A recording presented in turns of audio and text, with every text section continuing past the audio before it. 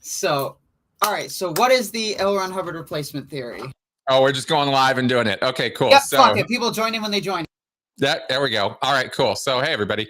The great L. Ron Hubbard replacement theory, as I have called it, is a conspiracy theory that exists in the indie ex-Scientology world. It does not exist in the official world of Scientology at all.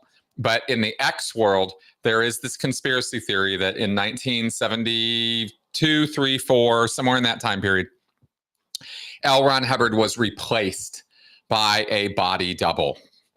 And part of this usually follows up that Miscavige is a CIA plant or installed CIA agent who was put into Scientology in order to get it, wrestle its control away from Hubbard and the Hubbard family and give it to Miscavige, thereby giving it to the CIA. So they'll have power and control over Hubbard's technology of making OTs and, developing OT superpowers.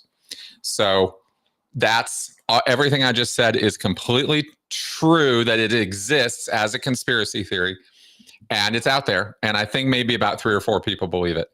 So that's the great L. Ron Hubbard replacement theory. Well, that's going about 7 levels deep on the iceberg. Cool. Yeah, that's pretty down there. But I thought it's one of the most amusing things I've run across in all the years of coming out of Scientology, and I ran into it right away when I came out. Like within days, I was reading this, and I was like, "What?" Even in my confused, angry, rage infused state at learning all these truths and all this stuff about how there were things about Scientology I didn't know anything about, and there were a ton of things about L. Ron Hubbard I didn't know anything about. Even in that state, I looked at that stuff and went, yeah, come on, fuck off, right? There's no way. There's just no way. Like, give me a break, L. Ron Hubbard body double.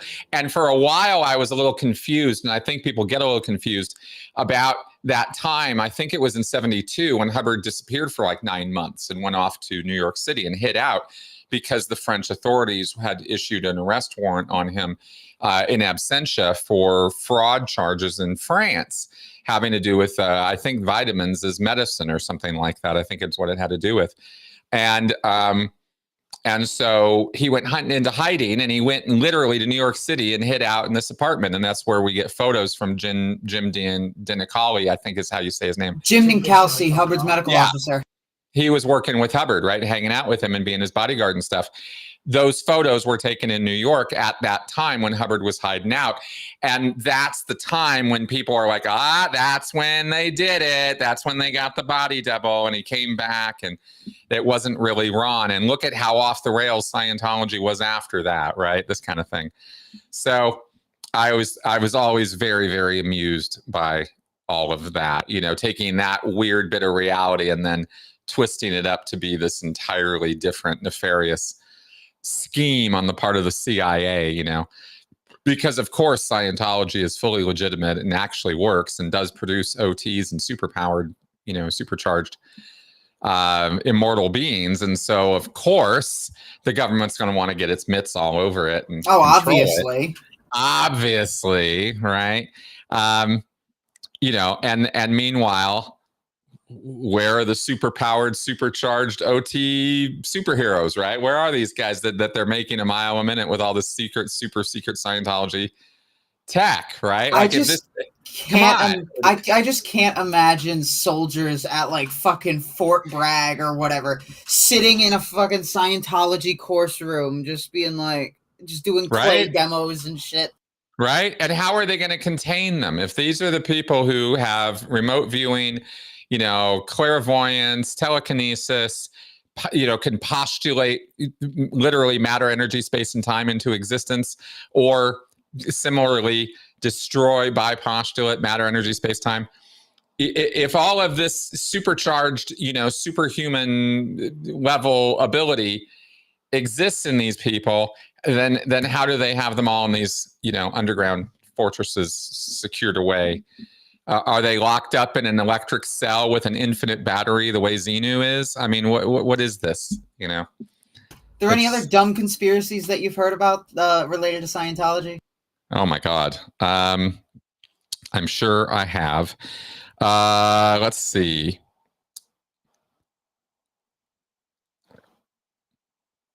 Well, the Scientology conspiracy theory side of the ledger is also rich in stupidity. There's the thing I think that I was so convinced of that I now am aghast that I ever gave it any credibility, knowing what I know now, having been out in the real world for over a decade. The idea that psychiatry as a body is a controlled police arm of the US or national governments and is used to, target and persecute enemies of the state. This was Hubbard's assertion, and he made it a number of times. He was quite clear about this. So the idea that this is an organized activity and that psychiatry as a body, yes sir, no sir, how high sir, like they operate like the Sea Org or something, and they're all secretly in this tight-knit conspiracy to control populations with, I don't know, Adderall or something. It's so ludicrously, stupidly simple in its thinking that I am ashamed that at one time I not only subscribed to it, but sat people down and explained to them very carefully how this was all working so that I could recruit them into the Sea Org. And I actually got people into the Sea Org by being good enough to communicate about all that I could convince somebody it was true. And I'm just horrified that I did that, But it's there. The whole idea of I just want to understand how they got the idea of psychs being behind Nazi Germany. It's all explained in the books. The men, not the psychiatry, the men behind Hitler. I read that book. I didn't read that. It's Bruce Weissman, I think, wrote it, and he was the guy who was like the president of CCHR Texas, and then I think he was CCHR. Was it Weissman or was it somebody else? Anyway, this guy, Bruce Weissman, I think was the guy's name, and he was the head of CCHR US. I don't think he was CCHR Int anyway. He wrote this book, Psychiatry, The Men Behind Hitler, and in it, he breaks down factual points of history with greatly exaggerated, importance put on some of these facts to make out that the T4 program was a psych created program, the whole gas thing, and that it was done purposefully to wipe out on the basis of eugenics, which again, very true, very, very much a thing at that time. So this book connects the eugenics movement in America and Europe and anti-Semitism sentiments, all there, and psychiatrists, and says they were specifically set up to architect the Holocaust. And if I remember right, even pioneered it and were making, all these suggestions to Hitler. And there are named people in the Nazi Party who were psychiatrists or medical doctors who are implicated by, the author in this sort of psych conspiracy that that sort of what's the word, that they led the charge to the Holocaust. They were the ones who convinced Hitler to this and all of that, right? Again, a greatly simplified version of history because none of the other economic, social, cultural forces that were at play are acknowledged or discussed in any way in this book. And so all these things that happened are blown up as though that's the only thing that happened, right? And then I believe there are some misinformation in the book as well. But I'd have to go kind of do a whole review of it because it was many, many years ago that I read it when I was still in. And I believed it. I believed a lot of it. And it turns out a lot of it was true. I mean, the whole eugenics thing, for example, absolutely true. Social Darwinism, absolutely true. Rich people pushed it. Yeah, they did. There was a lot of crappy stuff that happened that laid the foundation and groundwork for, so many people, Jews, Gypsies, Romanians, Poles. I mean, so many people to be slaughtered. To think that it was only the psychs who orchestrated that and put all that together is not only false and simplistic, it's just stupid to how things actually happened and what rolled out. But didn't stop Bruce Wiseman from writing this whole book. I think that's the guy's name who wrote it. And that's Scientology's official position. That book is very heavily endorsed by the church. Damn. Yeah. They really hate psychiatry. They've really got a thing on it, and it's also stupid because Hubbard knew that his fight against psychiatry was bullshit.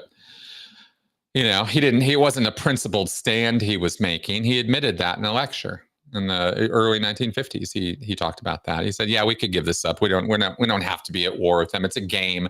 We're just playing a game with them. We could." He said we could wrap it all up and have them all straightened out within a year. I think he said something like that. I gotta find this lecture now. I gotta dig this thing up. I gotta find it, but it's somewhere in the early 50s, I think, and he maybe mid 50s, but somewhere in there. It's hard when there's like thousands of lectures you've listened to. Over all the years that you were in, I've read or listened to probably about 1,500 Hubbard lectures, and keeping it all straight as to what's where is quite a feat. So I do my best. Yeah, no thanks. I only listen to them to try to grab like stupid out of context sound clips. Yeah, there's a lot to grab. He rambled a lot. And that's the problem, is that these lectures aren't based on any specific kind of structure. It's just the ramblings of a madman. It's kind of, yeah, kind of. Yeah. I don't think he was a madman until his later years, but I get what you mean, and his lectures are certainly rambling. He was definitely in love with the sound of his own voice. Oh my God. Well, anyway, yes. Now that we've discussed some absolutely fucking mind-blowing shit that I've never thought I'd hear before in my life. Absolutely. Hello, everybody. I'm Holly, aka the Scientology Geek, and I am here today with... Yeah, Mark Turry says hi. Hey, Mark. Lost touch after I got off Facebook. Yeah, hit him up at his Gmail address. Yeah. I'll drop it in the chat quick. Sorry, I cut you off there. My bad. Oh, you're surprised. Hold on, I'm just dropping your email. All right. So anyway, I am here with Chris Shelton, and today we are here to talk about statistical management part 3. And at this point, we're probably just going to end up diving into other aspects of management culture rather than purely focusing on statistics, because the last 2 streams that we've done, last 2 videos, I have pulled up quite a few questions. Mark says, where are you social, Chris? Where do you have social? Blue Sky. Find me on Blue Sky. Ooh, nice. Can you drop your username? At Chris Shelton MSC. Any punctuation, hyphens? All right, I'm dropping it in there. Yep. It's my YouTube channel. It's my Blue Sky account. It's at Chris Shelton MSC. So, all right. I don't know if you have any ideas based on the list that I gave you of where you want to start. Yeah, lead me. Ask me anything. Let's do it. Fuck it. Actually, before we do that one, I have to load up my notes because I found a couple of CBOs mixed in with my archives. Nice. Cool. CBO 51, 197, 325, and like 4 others. Cool. And then there was something else. Where the fuck was it? It was the program associated, I think, with IG Network Bulletin number 32. Oh, the qual program. Okay. Yeah. Fixing no qual. Organizational, read IG Network Bulletin 32, organizational why for non-compliance with golden age of tech and misprogramming. Yep. No qual. Oh yeah, it covers a talk on basic qual. I just uploaded that shit the other day. Like Yep. not the other day, but a little while ago. Anyway, I mean, then I guess we should start with the first thing: network coordination committees. Yeah. How Okay, are they cool. supposed to function? How did they end up functioning, and what happened as a result? Yeah. All right. So I was trying to think of a simple way to explain all this because I don't want to get all into the weeds, and I don't have all the charts and diagrams and stuff to hand here anyway. So the idea is that there are different levels to Scientology management, the same way there are to any bureaucracy, any corporation, anywhere, right? You have upper management, C-suite, you have middle management, and then you have lower echelons, right? Excuse me. So your worker bees, right? Your people who are actually getting the work done, or out in the field, and it's sort of a pyramid. There's less people up at the top, more and more people as you go down. The C-suite, the upper levels of Scientology, when it comes to the organizational structure of it, is called international management, and up there is where they're supposed to be managing Scientology globally. Then you have middle management, which has two levels to it, but basically middle management takes what upper management wants done and puts it into order form so that the people at the lower ends get simple, clear-cut, direct orders on what to do and get to it and get it done. And by breaking this down from top to bottom, you're supposed to be able to formulate strategic planning at the top and then, have it filter down to the bottom via these orders and programs, and get it executed at the bottom by the staff and by the public, right? It's all very simple, very, very theoretically sound, sounds like it makes sense, looks like it should make sense. And this is how corporations are put together, right? So because of the number of churches that exist in around the world, they can't just have the international guys sending orders right down to the orgs. That's the other reason why you have to have these middle management and stuff, is to kind of break it down into geographical zones and regions.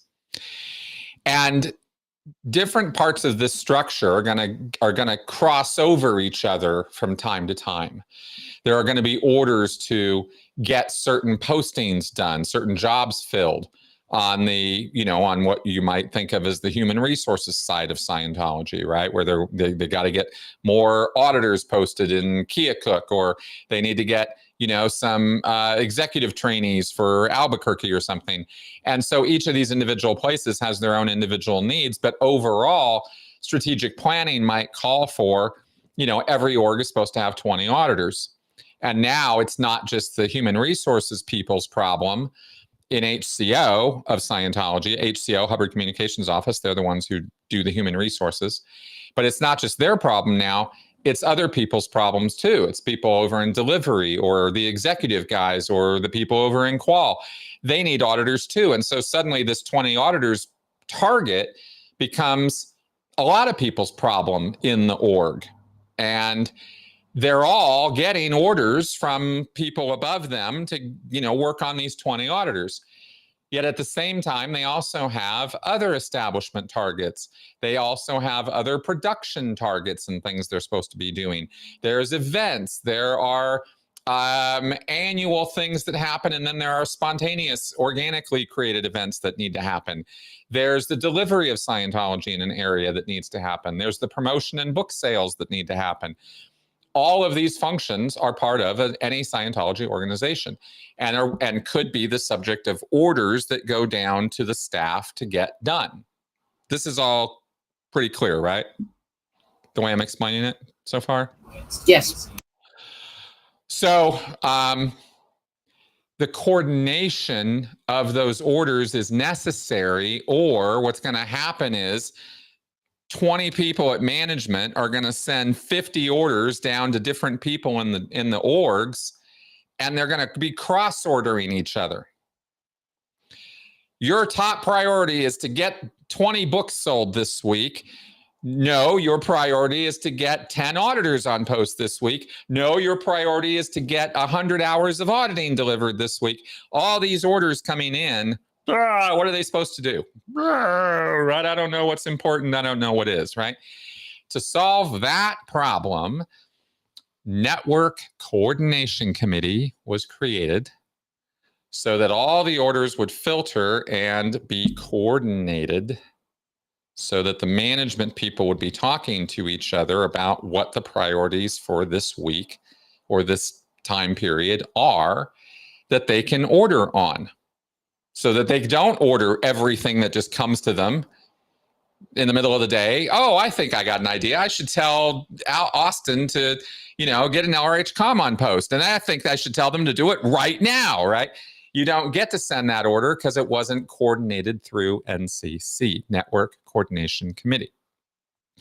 And you would have an NCC at the upper management level and at the middle management level, and then at the org level. And this body of church executives at each level was supposed to take responsibility for coordinating the various orders and activities being sent down to the orgs, right? So it was a fairly important management coordination activity, which was completely and totally derailed, first by CMO and then by RTC. CMO, of course, being the Commodore's Messenger org, and RTC being the Religious Technology Center. So RTC doesn't even have a management function. According to the documents and filings and descriptions of RTC, it has absolutely no function or power when it comes to managing Scientology. That didn't stop David Miscavige from ordering RTC representatives to not only start attending the NCCs at the continental level where I worked for Western United States, and also the one that they were having over in the East United States. There was an RTC person there, and the one over in the UK, and the one over in, Europe. They all had the RTC reps start showing up and seeing what they were doing, and then start issuing a bunch of verbal orders to all the managers and staff at the meeting. And there would be, at these meetings, we would have about 20 people in the room representing all the different parts of management at the continental level. And I was part of that. I oversaw delivery of Scientology, right? Classwork, auditing work, stuff like that. That was my thing. So if people were ordering auditors to get posted, that kind of fell under me too, because I was over all the auditors, right? So I had something to do with all of that. So the RTC rep starts showing up and ordering people what to do in order to get these RTC programs done, or just issuing orders, not what to do, but just get things done, bypassing this entire structure. RTC sits here, right? Here. And all of Scientology is here. So RTC is up in the corner, but there's no direct lines of command from RTC into Scientology. RTC oversees the trademarks and correct use of the trademarks and service marks of Scientology. It's an inspection and enforcement function, not a management function. This is in RTC's mission statement and descriptions. Yet, that's not what's been going on in Scientology since the 1980s, and certainly openly, blatantly throughout management since the 1990s. So Miscavige puts these RTC reps in place, and this is 1998 this happens. And then RTC is basically running the entire show, because he did that at the upper level and the lower middle management levels. And now nobody's listening to the chain of command anymore, because these RTC reps have ultimate authority over the entire structure, because they hold the power of service and trademark usage. So if the management units are using the trademarks and service marks of Scientology organizationally, just like the service orgs are. So if RTC comes along and says, you guys aren't managing properly, and we're going to yank your ability to use the trademarks and service marks, which they never do, but they always threaten this, right? Rattle their sabers at us. And we would be powerless, because that's ultimate authority in Scientology, right? Is, oh, you don't get to be a Scientology unit or organization or whatever if we take those away from you. So we therefore, through this logic, we can order you to do anything, anywhere, anytime that we want. And this is exactly how David Miscavige took over running and being the guy in charge of every single Scientology staff member, right? RTC are the guys who run that show. And that's how we did it. And it was through the NCCs. So you take a function that's trying to relieve an overly stressed bureaucratic structure that is not really well organized, and you put RTC, right on top of it, and that's Scientology. That's how Scientology is run. So that's the simplest maybe way I know how to explain that whole thing. I don't know if that works or not, but no, it does. Just give me 5 seconds. Sorry, I'm just trying to pull something up. Yeah. I know I had 2 subtopics with that. I'm just trying to find them. So, all right. So what did you? All right. So the first thing I should say is you discussed a bit about how these NCC meetings were taken over by RTC and what they did to you guys for like 5 years. Would you mind going over that again and potentially going into more detail about like the types of things that happened or any specific events? Yeah, I mean, we were meeting every day. Okay, so in 1998, 1996, Golden Age Tech is released. This is a major release in the Church of Scientology. And it is a major change in how Scientology delivery is done in the classrooms and with the training of the counselors, the auditors. And this is all David Miscavige's personal brainchild. He put together this whole way of educating and training Scientology students so that they would be perfect. The standard was now everybody needs to attain perfection as right out of the gates. You don't have a period of time where you're bumbling around. You're supposed to be perfect. And Miscavige supposedly believes he has come up with a way using L. Ron Hubbard techniques and training drills and stuff to make perfect auditors 100% of the time. This is what he stood on stage and said he had accomplished in 1996.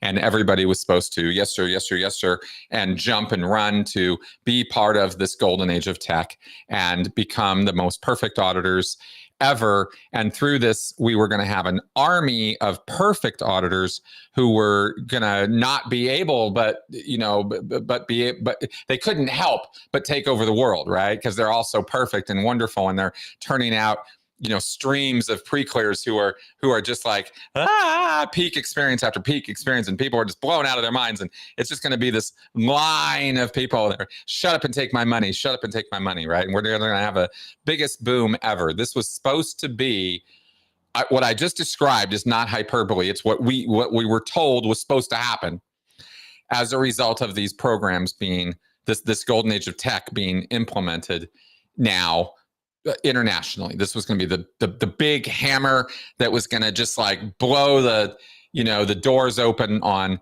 planetary clearing. And that's a phrase that's really important in Scientology, planetary clearing. Excuse me, I just got this drinking my sodas here. So needless to say, I think it's pretty obvious that didn't happen. And by 1998, Miscavige was furious. I mean, well before 1998 rolled around, Miscavige's ire was well known to us. But he decided that our work at management levels, doing our damnedest all day, every day. All we did was sit in the basement, sending out orders and going over graphs and coordinating our orders and sending out more orders and debugging why the orders weren't being done and watching the statistics and sending out more orders and debugging those orders and pulling up the staff to correct them when they weren't getting our orders done and sending them more orders and educating people on Hubbard policies and tech so that they could do the orders better and then sending them more orders. This is management of Scientology. This is how we did it. So Miscavige sees this activity as useless and not getting anything done because the churches are not expanding. And what are we doing? Because we're supposed to be responsible for the expansion of Scientology. So he says, fuck all you guys. None of y'all know what you're doing. And he writes these programs called the Inspector General Network Bulletins. And this comes out in 1998. And this was to debug from Miscavige's level. This is Miscavige now saying, you fucking people aren't getting this done. I'm getting to the heart of why you're not getting it done. And now you're going to get it done. That was the message that was delivered to us when these boxes of bulletins showed up on our collective doorsteps. At the management level, we were Sea Org, and so there was no holding back on talking to us. You know, the staff got a kinder, gentler version of this, but they also got their ass kicking. But ours was, you know, very spiked fist, right? It was like in our face.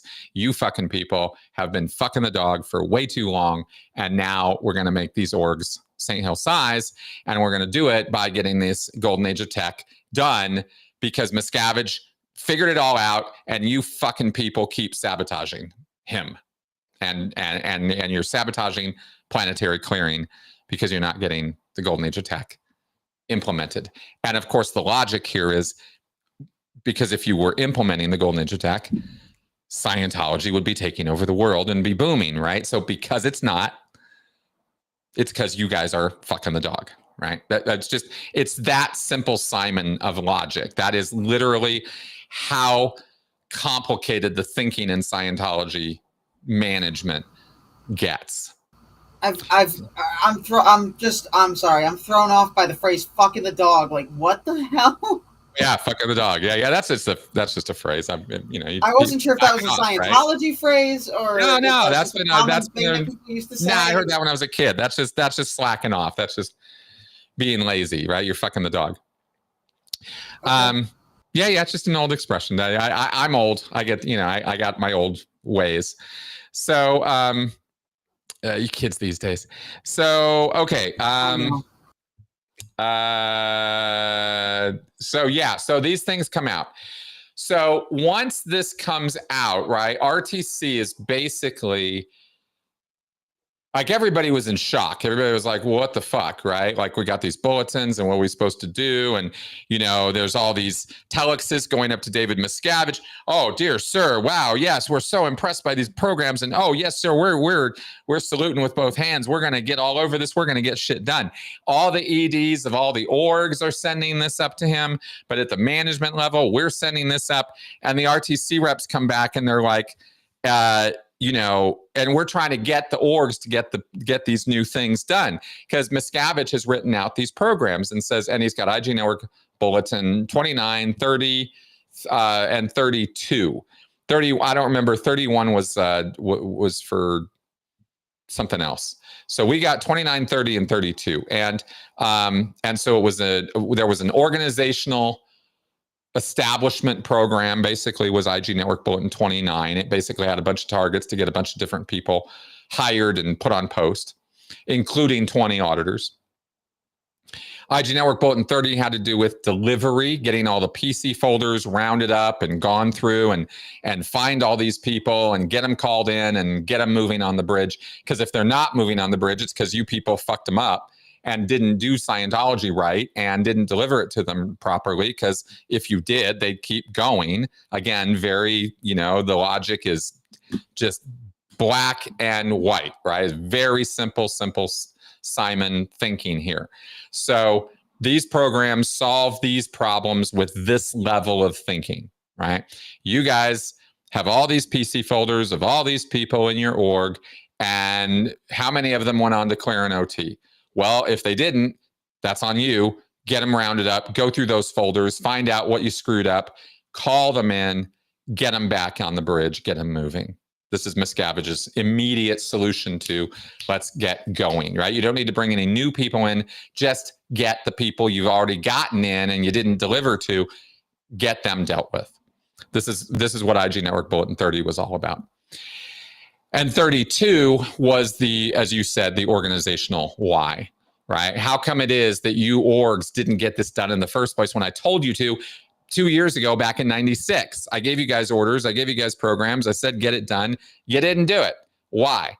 Because of no qual, right? There's no corrective division in these orgs correcting them and getting them on the ball. From a certain point of view, that's true. But more realistically and more accurately, David Miscavige's whole program was complete horseshit from the beginning, so it wasn't really necessary, right? The fact of no qual was just another way to blame the victims. So these bulletins become our top priority. And at first we're being told RTC is running them directly to the orgs. RTC is now managing the orgs directly. We're just being bypassed entirely, at which point we all sat around going, well, now what are we supposed to do? And that was a little bit of a confusing period, but that only lasted for a week or two. And then RTC got sick of running programs into orgs and turned it back over to us. And so we got to it. And at that point is when we started having daily meetings of NCC. It was supposed to be a weekly meeting. It was supposed to happen on Thursday nights or Friday. You would have this NCC and coordinate all the activities and figure out what orders were going down to the orgs.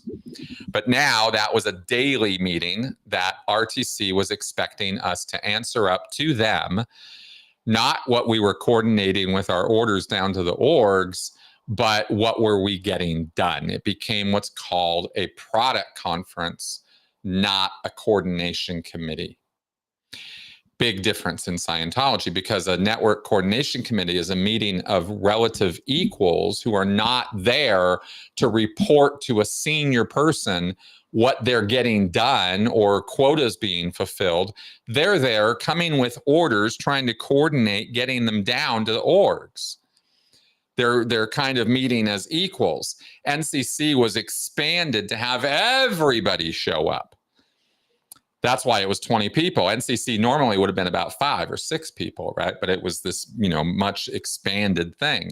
Quick thing, maybe 8 or 9 people for the continental level, right? But who makes up NCC staff? Well, the NCC is a collection of the various representatives from each of the various management bodies. So you have the these committees. Yeah, so you have the COCMO is the chairman. The COCLO is there. The COFOLO is there, who is the actual org management unit, is the FOLO. The COCLO is running the CLO. She's there or he's there just, again, for coordination purposes, not because the COCLO is telling the COFOLO what to order down to the orgs. Theoretically, she did it all the fucking time, but that wasn't really her job. So there is a command chain here, but these are not people who are on each other's command chains, but they kind of act like they are because various people have more seniority than other people do. The COCMO is the most senior person there, and then you have like I said, the COCLO, who is literally the person in charge of the entire management organization. You have COFOLO, COSMI over the missions, the other Scientology front groups, iHelps, SMI, ABLE, those folks show up. And the LRH communicator for the Cont, the senior HAS, I think, is supposed to be there. And OSA, somebody from OSA is there, right? Like CO OSA or DCO, external OSA, something like that. So those kind of, those are the people who are supposed to be there. But like I said, it turned into all of us were showing up there, right? The whole FOLO came, and, all the people in senior HCO came, and all, a bunch of people from CMO came.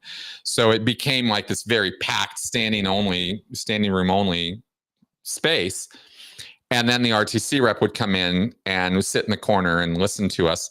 And at his or her leisure, depending on who the RTC rep was, we would get a shellacking or a face ripping, or they would start digging into individuals who they were displeased with. If not the whole body, we might get a stern talking to or lecture, to start the meeting or end the meeting, or maybe they might start sparking off in the middle of the meeting. You never knew what they were going to come at you with, or when you were going to be a target. I could go for a month with no attention from the RTC rep directly. I might get attention or questions from other people in the meeting while I'm there because I'm the tech guy. But then maybe, something comes up and now the RTC rep is talking to me directly. And you have never, ever seen people, show the deer in a headlight better than when the RTC rep is talking to you directly. Right? You are under the microscope, and suddenly everybody in the room is really happy they're not the one under the gun, right? So that's how those meetings would be conducted. And your RTC rep at the time was Hansuli Stali, correct? For a period, there were about 3 or 4 reps that we went through during from 98 through to 2003, I think. 2002, I think, is when I blew and wasn't there anymore. So for those years, there was Leslie somebody, there was Hansuli Stali, there were a couple different people who were the RTC rep during that time, but mostly it was Stali, who later got busted and became a driver for gold. I saw him in that role, and then I don't know if he's been put back into RTC now, but for a period he was busted out of there. Okay. Trying to think. You know what? Since we're kind of going into that, who were some of the other coworkers and seniors that you remember from your times on staff, including because this is now mainly just for my own research and data collection purposes. Names, posts, maybe whatever their stats might have been, or just what they were supposed to do as part of their job. I mean, I don't know. I mean, that's pretty deep minutia. I know, but mean, then again, it's you understand already the level of the depths I will go on this channel. Yeah. I don't know. I don't know if I want to name names of all the different management staff. Right. They're not there anymore. And so how about posts and just what their statistics are and what their job functions were? Well, okay. I mean, at the CLO level, CLO is about continental management, right? It's running Scientology continentally, right? West US, East US, LATAM, etc. So each of these zones has a continental liaison office. In that office, that's the umbrella organization that houses all the different entities or units that run the different parts of Scientology in that continental area. The orgs are run by the FOLO, the Flag Operations Liaison Office. The missions are run by SMI, Scientology Missions International. The field auditors, individuals who are licensed to deliver Scientology individually, professionally, are managed by a group called IHELP, the International Hubbard Ecclesiastical League of Pastors. It's really fucked up. I still know all this stuff. ABLE, the Association for Better Living and Education, something like that. That is your secular front groups, right? Applied Scholastics, that's your Narconon, your Criminon. Yeah, that's all falling under the umbrella of ABLE. So there's a Sea Org, CLO office for the ED ABLE, right? The executive director for ABLE West US oversees that. That function is more fundraising and support than it is management. The ED, the ABLE groups, the Applied Scholastics, Way to Happiness, Narconon, Criminon groups are not getting told on the phone or by telex what to do day by day, week by week. That's pretty much just reserved for the orgs. Even the missions are only hearing from the Sea Org about once a week, unless there's some emergency or issue that they're coordinating more closely or heavily on. So the orgs are the ones who get the brunt of the attention, because the orgs are where Scientology is actually delivered and where the bulk of the money is being made. You have a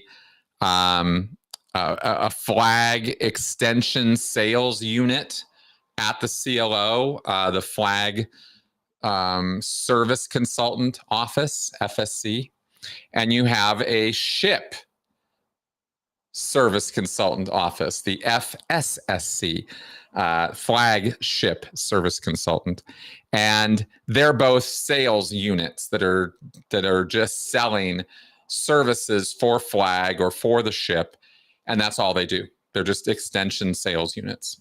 And they put on events and sell those services and promote those places. We would get a cut of some of that income at the CLO for the staff pay, right? So, they're part of the CLO. You have an IAS office that is housed in the CLO, but it's not under the jurisdiction of the CLO, and everybody understood that. Nobody ordered IAS staff around. That was kind of like ordering RTC around. Just didn't do that. They have their own command lines. And IAS was very, very rarely interfacing with us in management. IAS is a sales organization exclusively. They just do the sales, money, fundraising. So unless they were coordinating with us on some event conflict, we weren't really hearing from them very, very much. Our job was to support them, right, in what they did. And I think that's pretty much the external facing units in the CLO. Those are the important ones, certainly. The rest of the divisions of the CLO operate to run the CLO itself and deal with all the Sea Org crew. So, there's estates that deals with where all the Sea Org people live and feeding them, and that's all run by that division. And there's that kind of thing. So in the FOLO, I was exclusively dealing with West US, where we were all West US. I was dealing exclusively with the delivery of the churches. There were other people in the FOLO who had other divisions of the churches that they were running, like the dissemination division. There was a guy who just ran, the income division of the orgs. There was another person who managed the public divisions and what was going on to get new people in. That their job was to manage those divisions so that they were running efficiently. So lots of people were coming in. So we were always, the quality of our work was reflected statistically in the collective statistic for those divisions, right? So for me, it was, how many hours of auditing were being delivered, because that's the statistic for the division, or how many, students were completing courses. That's one of the statistics. So I had statistics like that, but mine were the total number for the whole continental area. I couldn't change that statistic by just concentrating on one org, because there were 34 of them. So I had to work them all to keep those stats going up, right? Was and the then idea. If you had, I remember you mentioning this in the last one, when you had like a large funding org crashing, it would mess up the total collective statistics of a bunch of the other small ones. It would. Yeah, you have small orgs and big orgs. And so certainly the bigger orgs would receive the brunt of attention, but sometimes the small orgs could screw you too, right? If they had a big crash or something, or a big affluence for some reason, then that could spike it when you couldn't figure out how to keep it going in some of those smaller places sometimes, because it was just kind of an anomaly, right? That they had a really great week. So it was, so it was always a bit of a juggling act. You're always like juggling these 34 orgs and all the different individual things that are going on in them. And yet you're getting blanket orders from the top that all this stuff is supposed to be getting done in all of these orgs. And this is one of the ways that Scientology really, really fucks itself in the way that it runs itself, is this blanket order operation, right? Where they issue these programs from on high that every org is supposed to get done, but they have sabotaged and done away with the system that Hubbard set up, which was not a genius system in the first place, but at least it was something that put individual org programs in place. This was called the evaluations, org evaluations, and Miscavige did away with all that in the 90s. So orgs don't really get individual customized attention. So you have a situation where Albuquerque, who has 3 staff, and I mean literally 3 staff, gets the same level and intensity of orders to get 20 auditors on post this week that Stevens Creek is getting. And Stevens Creek has 100 staff. So their ability to get 20 auditors or get an auditor recruited this week are significantly higher than Albuquerque, but they're both hearing the same things from the same people, unreasonably expecting them to get them done. And that is one of the biggest stupidities about the way Scientology management conducts itself. As I understand it now, at this point, I'm talking about from when we were in charge 20 years ago, now apparently management has shrunk down so much that it's almost non-existent in terms of orders going down to the orgs and stuff like that. They're just basically been cast adrift now. Now it's sort of the opposite world where they're not really hearing much of anything from management except money quotas and, you know, unreasonable, stupid demands to get things done that they have no ability to do. And that's why they ignore most of the orders from management. But, you know, management sets itself up as like this authority, and we say it, so you need to do it. And, you know, it's all just very, it's a very paper generating mill kind of system. You know what I mean? There's a lot of wasted paper and orders being sent around because of the silliness of this system. But that's how it's put together. So that was my specific role in it, in the FOLO, in the CLO, you know, in the West US management sort of thing. So you can see there are tens of jobs here that are running the orgs or sending orders down to the orgs. I mean, I could be here for hours telling you every post and all the statistics of them, because the sheets of statistics we operated on to run this whole operation were over 100 pages issue. I mean, there's just hundreds of statistics that make up this whole operation. There's an LRH COM senior HCO system that is supposed to be establishing these orgs, and then there's a senior qual section that is supposed to be making sure that the orgs are operating a good quality control and the staff are being trained and stuff like that. And everybody's just juggling paperwork is all that's really happening at this level. Is just a bunch of paperwork being shipped around. And I mean, we were personally responsible for probably the deforestation of probably half of Brazil. I mean, a lot of paper went through the CLO in the years that I was there. And not a lot to show for it. Wow. Well, since you were mentioning about the whole the what was it, the generic programs going down to the orgs and how that fucks both tiny orgs and big orgs.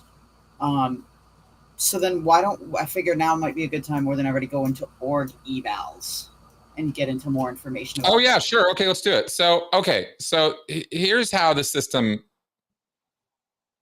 Let me ask you this. Before I go pontificating on all of this and trying to do the, you know, I instead of an MBA, this is like an SBA. It's like a Scientology Business Administration certificate course here.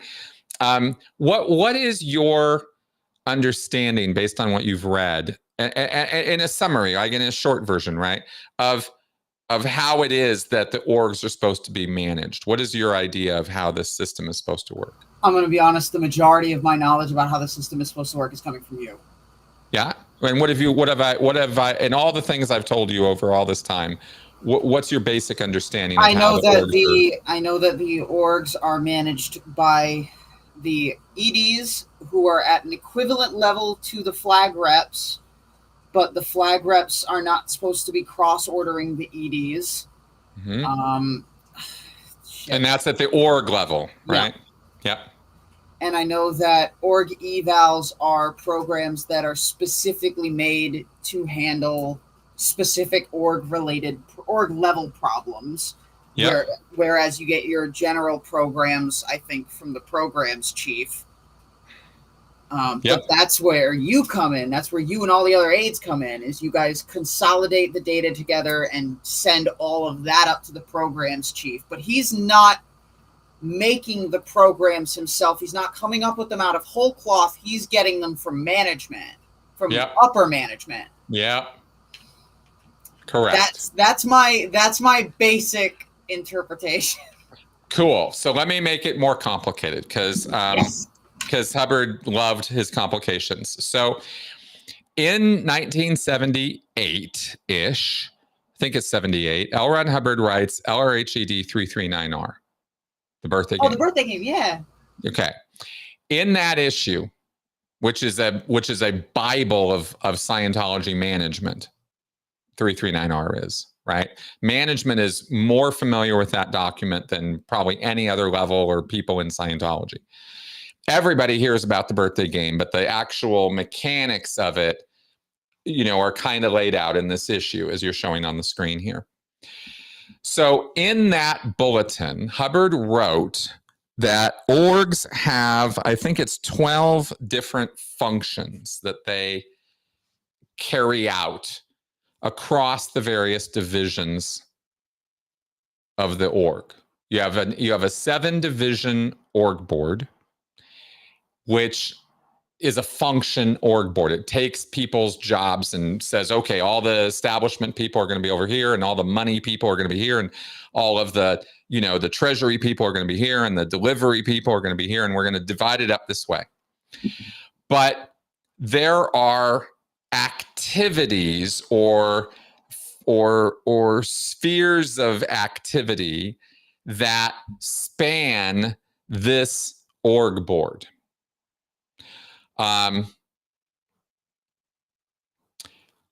Audio visual is an example of a function that spans the org board.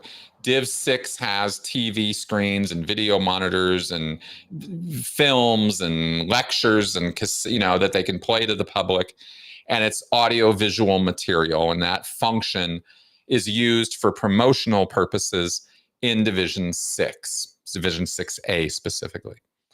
But you also have an audio-visual activity or function happening in Division 4. You're training auditors in classrooms, and you have a film room where you show them films that the church produced that show how to do good auditing.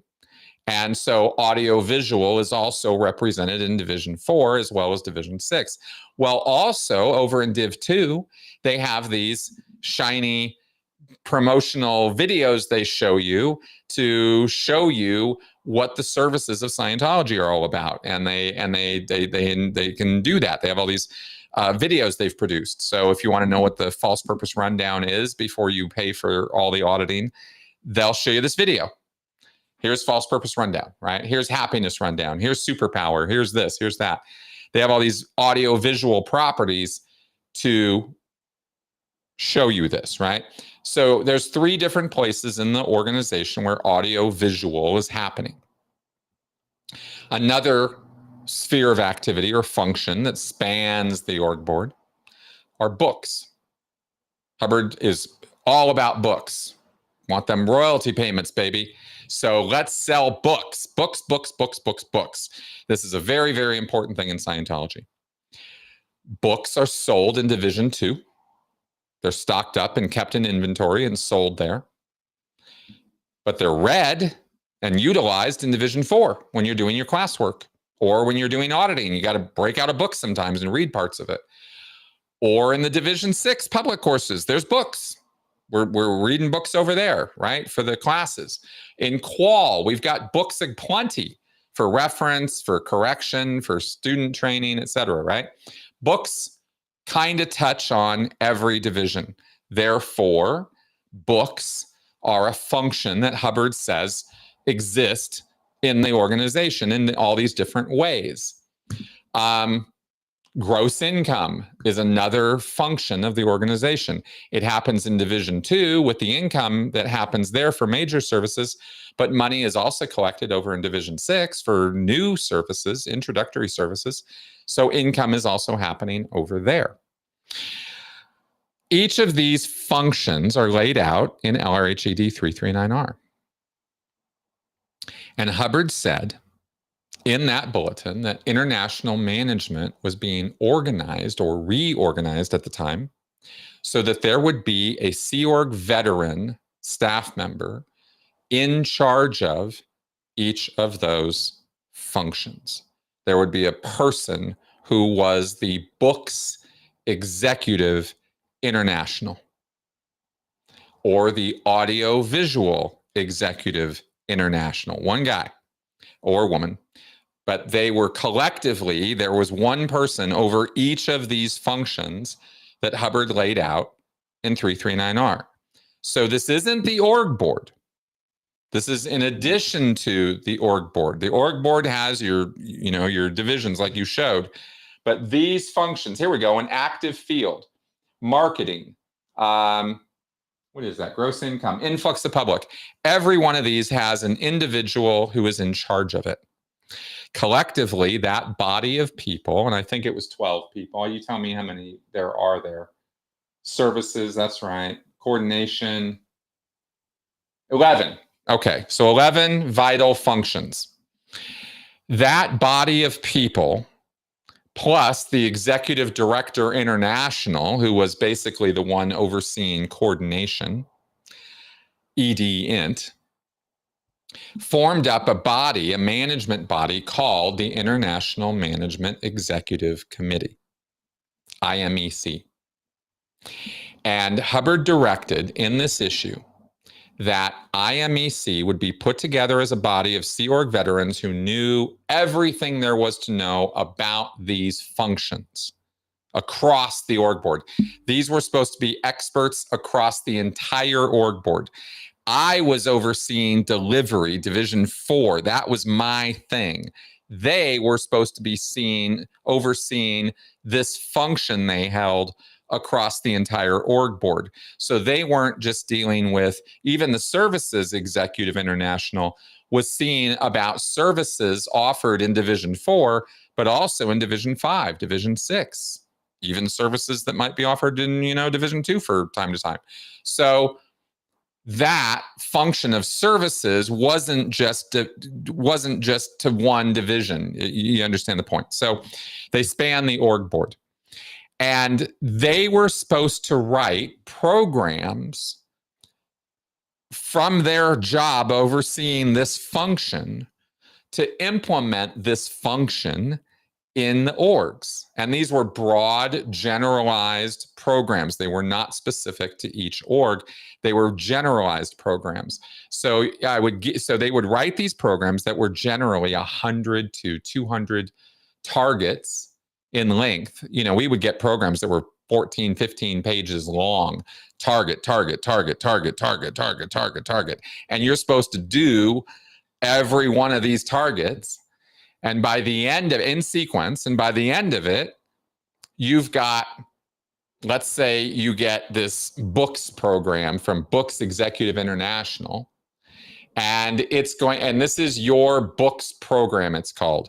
And you get this program done, and all the books in all the divisions of your org will be being sold the way they're supposed to be, or restocked the way they're supposed to be, or displayed the way they're supposed to be. Like every function having to do with books is going to be in this books program written by this Books Executive International, who is now going to send that program down to middle management, whose job it is to execute that program and get it done in every org. That's And every one of these IMEC staff, the services executives, books executives, qual executives, all these guys are writing these generalized programs and getting them sent down to the orgs and getting them executed so that their function is being done in each of these orgs. Does all of that make sense? Yes, and I will say part of the files that I found were IMEC program orders. Yep, you got it. That's now why you see it that's why they're called that, right? It's because they are programs from that body, IMEC. And that's supposed to be, by the way, the highest level of Scientology management that exists, is that body of people. So they're coordinating strategically from the very, very top on the basis of these different functions. So their vision is not one of individual orgs. It's kind of function. Their view is from that point of view, right? And they just want their function. They're just little hounds for that, right? Whether it's at the missions or the orgs or the field auditors or whatever unit in Scientology is operating to do something with books, that books executive international is going to have something to do with that. It's not just org management. These guys are over. They're over everything at all levels of Scientology. So they're pretty powerful people. And they're supposed to know what they're doing. And Hubbard lays out in this bulletin that that's how it's supposed to be. At the same time that system is in place, an earlier L. Ron Hubbard system of management is also laid over this. And that's the AIDS system, which we've already talked about. I was part of the AIDS system. It's a divisional management system where there's an executive in charge of Division 4 internationally. That's the technical aid. And at the continental level, there's me, the assistant technical aid. And my job is for the West US, Division 4. All I'm thinking about is Division 4. Another person who sat next to me, all they're thinking about is Division 2, Division 3, Division 6, etc.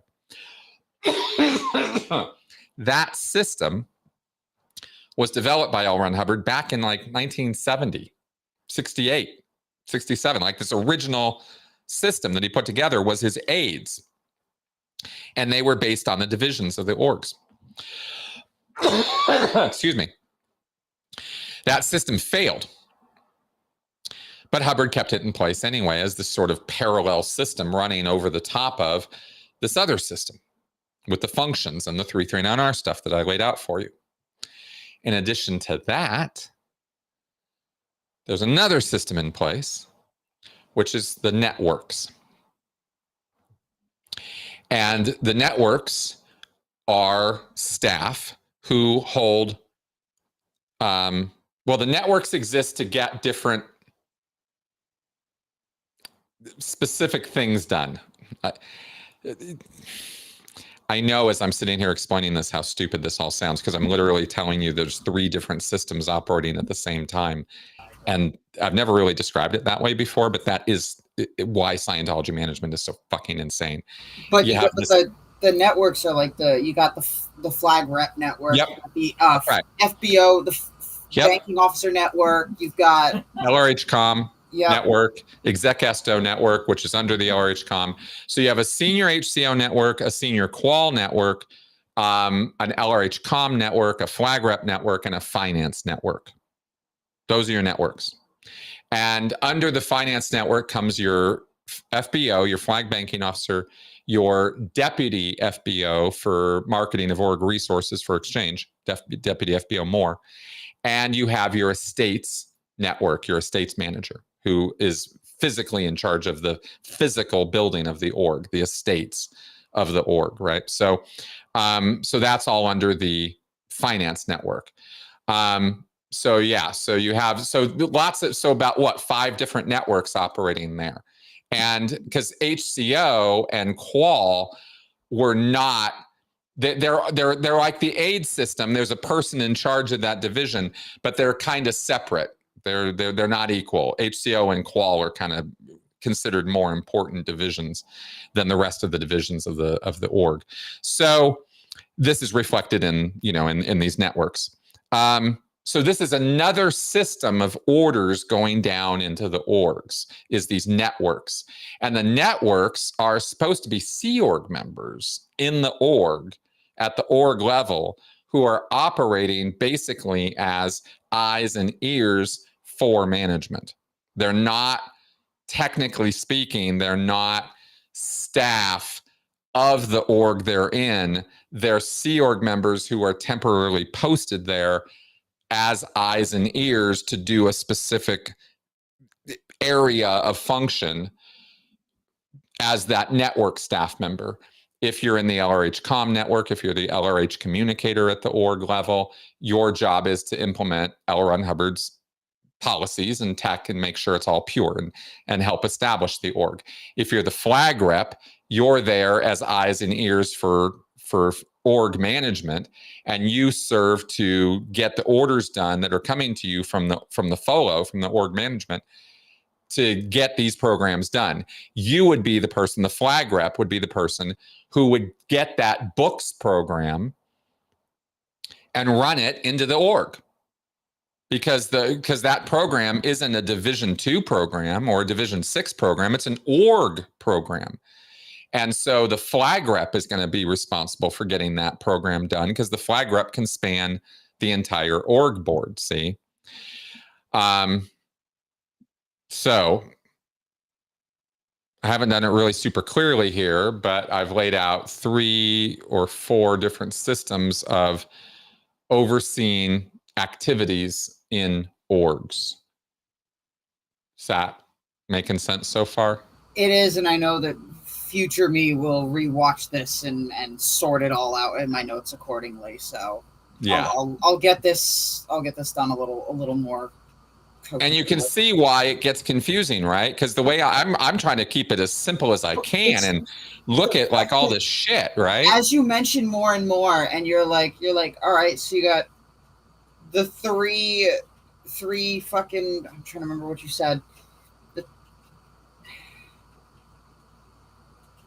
I don't know, but it was 3. It was the network. No, it wasn't the networks. It was the thing before the networks, I think.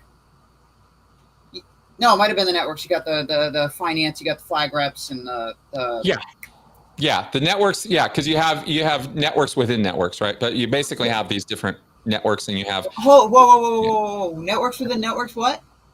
No, what I meant by that is within the finance network, you have the FBO, you have the DFBO, and you have the estates manager, right? Okay. Those are 3 network staff members, but it's all part of finance. It's all finance network. The LRH comm network is different from that. Its function is more establishment oriented rather than money oriented. So within the LRH comm network, you have the LRH communicator, the exec esto, and any staff who fall under them in the org, right? And then you have the flag rep network, which is your flag rep, and sometimes they have a deputy for compliance, but mostly it's just one person. And they're talking to the org management, and that network exists to get management orders executed in the org. So each network has its own purpose, even though each one of them is a Sea Org member at the org level, you know, working in the org. But yeah, no. That clarified it all? It does, but the more you unload this, the more information you keep dropping. I feel like one of these days, one of the things I want to do is make like a full fucking organizational mind map of the church.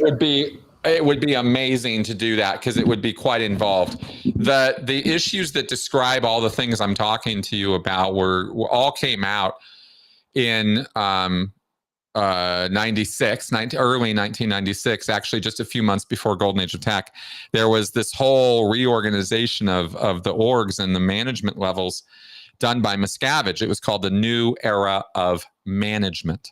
And if you Google or look for, search for anything under that phrase, new era of management, you might find various issues of different colors that were all put together in these gigantic binders that we all had to read. And there were 3 of them. They were, they were huge. It took us days to read through these things. And it lays out this entire system. Everything I'm describing to you is all laid out then. And they have not reorganized the Sea Org management levels since that time, since 1996. They're probably due for a Miscavige makeover at some point. Sea Org management of orgs has been a nightmare to figure out because, as I just described to you, literally 3 different systems have been, sort of smashed together.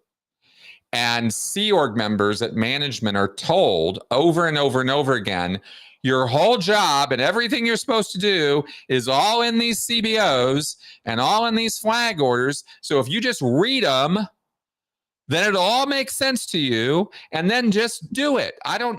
Just do it. Come on, just do it. As though, but then it's kind of like healthcare. From the outside, it's easy to say, oh yeah, just sort it all out.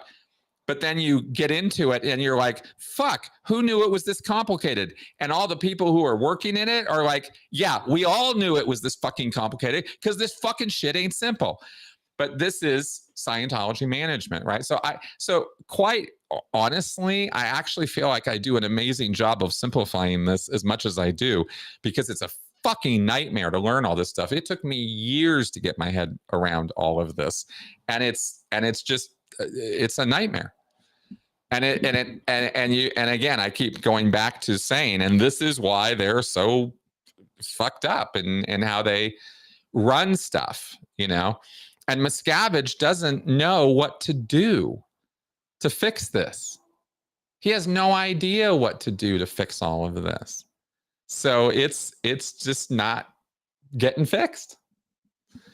It's just shrinking. That's what's happening. Do you feel that was the golden age of admin more meant just to cover org level and just generic like policy letters, or was that meant to help? Okay, never mind. He is not reorganized or done that thing for the Sea Org yet. Because I feel like that's where they need it most. Well, you would think, right? Apparently there's this space or this setup they have where they've taken all the policy letters and all the bulletins and laid them physically out on these tables. I'm sure you've heard of this. I saw it in a video about CST or archives or whatever. They showed a picture, just a small video of like the inside of this big ass warehouse where they had all the policies and whatever the hell it was. Laid out on different tables, sorted by year. And that's right. They did all that starting in the late 90s or early 2000s. I don't know exactly when because I wasn't there.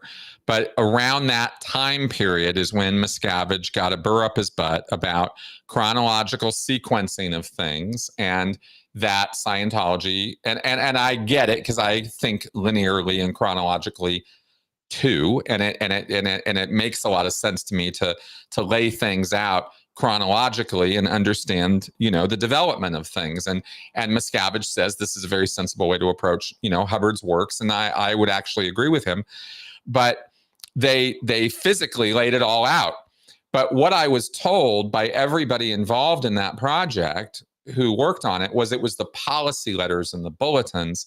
They never said that he did the same thing with the flag orders and the Central Bureau orders and the Gold Cine orders and all the other issue types that Hubbard wrote. And he wrote probably about 50 other different kinds of issues. So there's a large body of Hubbard work that isn't the bulletins or the policy letters. And until Miscavige lays all that out and then figures out which parts are Hubbard and which parts are somebody else, because a lot of this is that way, he's not going to really get or have his head around, well, what was it Hubbard wanted out of management anyway? But the only conclusion he's going to come to after doing that entire chronological exercise is Hubbard didn't know what he wanted because he couldn't organize his way out of a wet paper bag. And I'm not even kidding. I mean, I am kidding, but I'm not. It's like Hubbard couldn't figure out management either. That's why it's so fucked up, and it got dumped on his aides and people around him to figure it out. And they are hampered by the fact that they can't find fault or criticize L. Ron Hubbard or his ideas. And his management organization ideas are ludicrously stupid and intensely overcomplicated. And that's my sort of soapbox about it, but that's really where it's at. Is they're in a system that is infinitely complicated and stupid, and they can't get themselves into a headspace where they're going to be able to negate what Hubbard wrote to fix it. You know what I mean? Yeah. So they're trapped in it. It's a trap of a system. The thing that sucks kind of from my end, at least, and wanting to learn about all this stuff, the AIDS orders, the anything having to do with the CLOSUS, such as, well, for one thing, I found an ethics order randomly somewhere. Yeah, you'll find there's hundreds of those. And those are just local issues. Those aren't even management things. Flag Bureau data letters, flag information letters, IMEC program orders, IG network bulletins, just all international of those management bulletins. And all of those are issue types that are not Hubbard issue types. So on top of all the Hubbard issues, you've got decades of management staff writing management issues or directives or policies or advices on how to do different parts of management or organization. And you got that whole library of stuff to go through. But because it doesn't have L. Ron Hubbard's name on it, you know, all of that could be round filed or thrown into the optional basket. Whereas the Hubbard stuff is supposed to be, you know, never change, always stick with it, even when it's contradictory or, you know, doesn't go together. But that's the problem. It's like I have easy access to all the policy letters I could want. And fine, whatever. I'm okay with learning about org management. I want to know more about the executive management side of it, but the problem is there aren't nearly as many of those online. No, there's so much policy stuff letters and stuff like that. And another thing, no, what the fuck is a policy directive? Which one? I found something called a Scientology policy directive. Yeah, that's when the church gave itself permission to write policy letters. And so you have SPDs. And those are board of director issues. And they're church policy, but it's not Hubbard policy, right? So if it ever contradicts, then, you know, you go with the Hubbard policy. Okay. Because I get all these different... Without you, I would not know what 99%... Absolutely. Senior Case Supervisor International Bulletins. Yes, that's how the skibs. That's how the skibs are how the Golden Age of Tech was executed to start with, right? The Senior CS International Network, there's another network for you. Oh my God. Right? Is run out of CMO. The finance network is also run out of CMO. So that adds another level of miscoordination because the CMO is senior to the rest of us in management. So they don't listen to us and they don't take orders from us and they couldn't give a flying fuck what we have to say about anything. So they do what they do, even though they're supposed to do what they do in coordination with us. It's only at their convenience that they would coordinate with us. And the Senior CS network was part of that because it was run out of the CMO office. I feel like technically anything could be run out of the CMO office because of the fact of just when I think of CMO, I think of person giving orders straight from Hubbard. So I feel like that could encompass the entirety of management. And that's another reason why this is a clusterfuck, because it's another level. It's another parallel oversight group that inserts itself whenever it wants without any regard for coordination or command lines, right? The CMO girls are specifically trained to bypass whoever they want, whenever they want, however they want, as loud as they want in order to get done whatever it is they're tasked to do. And because RTC pretty much uses them exclusively now as their own little eyes and ears, whatever they're tasked to do is the most important thing ever, and it better get done right now, and it's already too late because it was supposed to be done last week. So that's how they approach every task that's given to them. And, and they just run around ordering whoever they want to order around. I mean, this whole thing is just a gigantic clusterfuck. Is there anything that doesn't fall under CMO? That doesn't fall under No, I mean, CMO has the authority to do whatever it is that CMO is supposed to be doing. But here's the thing. Under this whole system, okay, here's how this was supposed to work. I explained to you earlier in the big broad picture of this, the International Management Executive Committee. That's the highest management body that is engaged in the management of Scientology. That's the highest level of ecclesiastical church management, right? But over IMEC is an oversight body that is supposed to be managing the managers and basically making sure they're doing what they're supposed to be doing standardly and correctly. It's an oversight function, and it's called the Watchdog Committee, WDC. Oh, so this is WDC. This is WDC. Okay. WDC is made up of CMO staff. This is why the initial members of WDC were people like Mark Yeager and Mark Ingber and, Mike Rinder and like the vets, the people who had been around forever, who were holding watches for Hubbard. These were the people who were entrusted at the level of WDC. They're not a management body. They're an oversight body. But they are glued on top of this system, okay? So you have IMEC and you have middle management and you have the orgs and you have RTC up here, service marks and trademarks. But then you have Watchdog Committee. And how is the Watchdog Committee divvied up? Divvied up, not anymore, considering they haven't existed since like 2007. What? No, WDC is completely gone now. But the way it was set up is it would be divided into sectors. Can I name these off? Because I think I already have them. Tell me. I got the WDC chairman, who used to be COCMON. Yep. I've got WDC OSA, Reserves, FLB, FSSO, CC, SMI, WISE, ABLE, Gold, iHelp, Scientology, SO, Programs, and Pubs Orgs. You got it. But that has changed over the years. There was, for example, a period where there was a WDC Ideal Orgs, who was just in charge of the Ideal Orgs from the WDC level.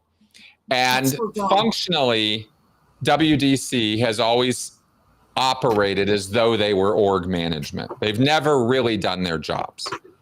But the idea was that you would have a person, so you have this WDC committee who is overseeing IMEC and overseeing gold and overseeing management at the middle management level, at the lower management level. They're watching all of this stuff. Who are their eyes and ears? CMO is their eyes and ears. CMO is the body of, people at each level who are supposed to be reporting to WDC and executing orders for WDC to oversee management and make sure it's being done properly.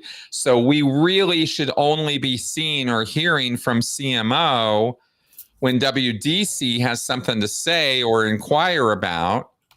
And if management's doing its basic functions properly, we shouldn't be hearing from WDC ever. They should be leaving us the fuck alone. They're watchdogs. They're not management. But nobody could ever keep their hands out of the goddamn cookie jar. And everybody's always responsible for everything. So WDC very quickly just becomes another body of assholes sending orders down via CMO to get shit done. And in 1998, David Miscavige had enough of that bullshit. And he just took over CMO with his RTC reps. And he brushed WDC aside and stopped paying any attention to them. And WDC pretty much stopped existing as a body at that point. And so it was within a few years, by the early 2000s, Miscavige had most of those people in the hole. That's who made up most of the hole, was people at the WDC and CMO and IMEC level. Those people were the ones who were thrown into the hole to start with. Now, what is covered when I say the word exec strata? Exec strata is IMEC, Golden Era Productions, everything involved at that gold base, all the stuff that was there that was involved in the strategic planning and execution of that planning and international dissemination functions, which all fall under that planning, was the executive strata. Anything having to basically do with WDC and IMEC, right? Those bodies would make up the executive strata of Scientology. And David Miscavige was no part of that, or shouldn't have been, because RTC is not part of exec strata. RTC is separate and above exec strata, if that makes sense. I'm just gonna say yes for now. I'm gonna be honest. There is so much shit in my head right now that I cannot keep track. And one of these days, I'm here to answer your question. I want to do like a smoke up stream just where I smoke, rewatch this video and the other two that we made, and just try to plot everything out. Find a booklet online called The Command Channels of Scientology. Already have it. Good. The board, the organizing board at the back of that, the map of all the layers of Scientology, that's where to start. Because everything I'm talking about is laid out on that diagram. I'm just looking through the booklet at the right very now. top of the little triangle, and then you have the exec strata, IMEC, and all of that. It's all there, and the parallel. Yeah, that booklet. There's a map in there of all of this. And that's it. There it is, right there. Now, this all didn't change, but this was all heavily modified in 1996 by the new era of management programs I told you about. So this chart here is not the current layout, but it's pretty close. And of course, you have seen my video where I graphically lay all this out, right? Yes. So that video takes this information from this booklet and gives you the updated new era of management picture of what it looks like. Mm-hmm.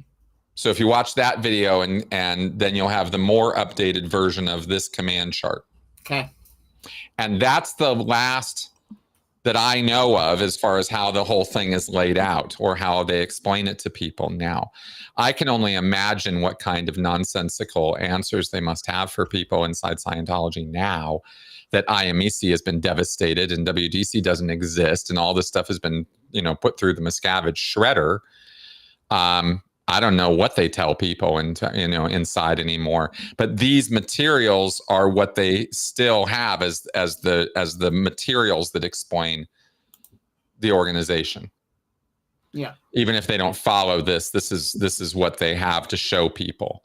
And that's why I'm thinking you're absolutely right that Miscavige is overdue for a management makeover of where things are at now, Because Miscavige can't really organize his way out of a wet paper bag any better than Hubbard could. They're just not worldly, business-minded people. They think they are, but they're not, because they don't really understand organization. Hubbard just writes about it glibly. An organization is a group of people aligned around a common purpose, and they normally, and a team, and they normally get along great, right? And all this kind of crap, and that's great, but. There's your continental zones laid out on that map there. That's still current. But they don't really understand long-term organization. It was all designed around a weekly income model where it was, stats Thursday at 2. Every week we are reporting our income. Every week we are sending that income around and dispersing that money because Hubbard didn't want any delays in getting his mitts on his dollars, right? He wanted his Benjamins and he wanted them now. And so this entire international system is built up around a weekly psychotic metric of time. That's how far into the future they tend to think, is 1 week at a time. So the idea of long-term planning and getting things done strategically is a joke in Scientology. They talk endlessly about it, but they never let themselves actually do it. Mm-hmm. You know? And the system that I've described, or the 3 or 4 overlaid systems that make up this madness, you know, aren't self-reconcilable. Somebody's going to have to come in with a machete and start like figuring this out if this thing is ever going to have any, you know, any longevity. But the way it's going right now, as I hear it from inside, is they're just shrinking, just like the orgs are. Management organizations are shrinking the same way. There's like, I heard there's like 3 or 4 people in the FOLO now. You know, I mean, it's like this like tiny little organization, right? Yeah, they're just, and this is predictable. I mean, I talked about this off and on over the years, not because I'm a great, you know, predictor or I have psychic powers or something, but it's just, you know, they're overextended. They're way overextended beyond their capacity to organize and efficiently work. The Sea Org is a tiny little outfit, right? And so, and it's organized kind of all over everywhere, trying to get everything done all at once. And it's just crazy making, you know? I have a question from Sieglin. Would part of the reason for this confusing structure be to cause confusion in legal matters? Maybe, but no. This was all organically kind of crafted this way. I've read through hundreds of issues, sort of trying to track through, when I was in the Sea Org, the evolution of this stuff. That's why I actually know as much as I know about these systems, is because I spent more than your average Sea Org member's amount of time studying this shit, trying to make it make sense when I was in, and trying to reconcile these different systems. The labyrinth of corporations, all of this is not reflective of the corporate structure of Scientology. The corporate structure involves Author Services, Church of Scientology International, and the Church of Spiritual Technology. Mm-hmm. And it may well involve other confidential organizations, by the way, that we don't know anything about. Since the 1980s, there's been plenty of time for Miscavige to organize a shadow world behind the shadow world, because we've exposed so much about his shadow world, right? Mm-hmm. But the way the shadow world is put together is the legal labyrinth that was designed to prevent people from coming after the money. And it was all designed to protect Hubbard and protect the money. So, you know, if you come after the Church of Scientology International, CSI, which is a corporate entity with a board of directors and that sort of thing, they'll take it apart and the money will go somewhere else, or will already be somewhere else before you can get to it, right? And they've got backdoor after backdoor of this connected to this connected to this. And the glue that holds it all together, that is not legally obvious or legally attackable very easily, is the Sea Org, mm-hmm. which doesn't legally exist, yet very obviously does exist. So there's this sort of glue called the Sea Org that really is the thing that keeps all this together. But the legal fiction is this triumvirate of organizations, of corporations that supposedly run Scientology. And that's not how Scientology is really run. But Miscavige gets to tell the IRS and other interested agencies that that's how it runs.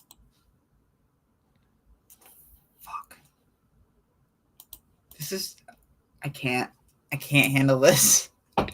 Did I overload you? A little bit. It could also just be because it was way too much, so I decided to just take a hit. Hey, whatever. Fair enough, man. You know, whatever you want. This is I guess my work here is done today. I've overloaded you. I didn't mean to, but there's a lot here. There's a lot. Then what was hold on, there was another type of management document I had found, and I'm trying to wait. Yeah. So hold on. Because now I'm just randomly looking into like senior CS Int. Yeah, that office is again part of CMO Int. Yeah, no, I understand what it's part of, but I'm just wondering about like what types of. I'm looking at. I have like 2 bulletins from them, 151 and like 175 or some shit. Yeah. But I'm trying to understand like what kind of. I mean, I know they're overseeing the entirety of auditing. Yep. What kinds of things would senior? Since I'm glad I'm speaking to you because you're the fucking technical division. What kinds of orders from CS Int would you get, if any? Well, you're looking at them, right? I mean, it's a program that briefs on a specific technical issue of application of Scientology. Okay. And some problem or issue that is coming up internationally. It's not just one person who screwed this up. It's a number of people based on a number of reports coming out of a number of areas that indicate to us at the Senior CS Int office that there is a general misunderstanding, issue, problem, etc. with this thing. So here's the outline of the problem. Here's what Hubbard had to say about it. Here's the corrective order for all you fucking idiots to do so that you don't keep making this mistake. And I want compliance that you have read, understood, drilled, practiced, reaffirmed yourself in how to do it right. Send me a video if it's a technical procedure that I really, really am interested in. And that's how Senior CS International's office handles technical misapplication of Scientology internationally, right? Is through that means. And up until 1996, that's what Senior CS Int office was doing until David Miscavige released the Golden Age of Tech and took over the office of Senior CS Int as one of the first things he did so that he could be overseeing the technical quality of Scientology. And the Golden Age of Tech was originally issued with a binder of Senior CS Int bulletins that were all supposed to get done at the orgs by the Senior CS, not the networks, not the flag rep. None of those people were involved. It was the Senior CSs who were going to execute the Golden Age of Tech from 1996 to 1998. Well, guess what? The Senior CSs are supposed to be Senior CSing the auditing in the org. They have a job to do in the org that takes up all their time. And running programs to other staff isn't part of their job. They're supposed to sit in an office called the Ivory Tower and be left the fuck alone and just go through folders all day. That's their job. But David Miscavige put this whole program function on them. And he did it with the Senior CS Int bulletins. So he basically just took that line over. And that's how the Golden Age of Tech was misimplemented to start with. Is Miscavige didn't give it to the people who do programs. He gave it to a technical person. And that's why after the first 2 years, nothing had been done with it. It's because we weren't really doing a lot with it. You know what I mean? Mm-hmm. I'm glad I asked that question. Yeah. Because I had no idea about this. Yeah. Yeah. Miscavige is a flagrant idiot when it comes to how to get his own orders executed, right? Is he gave it to these technical people. And he thought they were the ones who were going to get it done. And it was all just going to magically roll off. I'm talking about a 3-ring binder with about 300 pages of Senior CS Int bulletins and attachments and programs. And so there were 20 individual programs. I think it was originally 18 and it expanded out to 20. Individual pieces of paper with targets on them, in 12-point type. To get this Golden Age of Tech done in the org, right? And one target of one of those programs was get 20 auditors. Senior CSs are not responsible for establishment, for recruitment, for hiring, for any of that. That's not their job. But Miscavige gave it to him, said, your job, get 20 auditors, right? I mean, these people were completely overloaded and overwhelmed by his bullshit orders and programs. And then 2 years later, he's yelling at us and everybody else for not getting his orders done, when he set it up that it was impossible to get them done. This is what we dealt with on a daily basis in the Sea Org. I can't believe I lasted as a Sea Org manager for, 8 years, 9 years. I was on my job for a very long time. Very few people make it as a manager that long because of the environment, because how crazy making this is. It's like all the, and I know it's not unique to Scientology. I know people in corporate deal with this level of stupidity all the time. I just, yeah, but the amount of stupidity. What's that? I said the amount of stupidity. It's just Bandini Mountain worth of stupidity. It just piles and piles and piles and piles and piles of bullshit, right? It's just piles of it. And you honestly wonder how anything gets done at all. These people are just, it's Keystone Cops, right? They're just running into each other all day, every day. There really isn't a lot of question at all why Sea Org members are at each other's throats all the time. I'm telling you, this is the environment. It's crazy. It's just, and this is just kind of something I'm branching a little bit off on. Just looking right here, I had no idea staff members were writing fucking success stories about their jobs. Oh, yeah. Yeah. Letters to ED and stuff. Yeah. Compliance reports, all this stuff. Oh, yeah. All these targets are, I haven't even introduced you to program compliance yet with compliance reports. Holy fuck, man. Let's fucking really go. Oh, Jesus, man. I've only got another 15 minutes here. So, okay. All these targets are not only, you don't just report done, sir, right? You have to put together a report of compliance. It's called a compliance report or a CR. And the flag reps live and die by these CRs. This is their stat, is how many of these CRs they can send up every week and get them approved, right? Because the management staff receive the CR, look it over, and then sign off on it and send it on up the line, or reject it and send it back to the flag rep. And the program, so let's say you get a program and it's got 20 targets on it. Mm-hmm. And this is your program to implement one phase of the golden age of tech, right? So this is your course room administrator setup program. And there was such a program. So it's got 20 targets on it. And one of the targets is get all of the golden age of tech binders. The orgs were sent boxes of binders of materials that made up this golden age of tech. Get all those binders properly stored on the shelves in the course room. This was a legitimate target from one of these programs. So the flag rep, or the senior CS to start with, it became the flag rep, but the senior CS now had to spend time. When he came into the org, he had to go get a camera and some paper and pens, right? And go take these binders and put them on the shelves. And the program had it down to the inch. Like the shelves are supposed to be X number of inches long, X number of inches wide. Hang them up. That's where the binders go.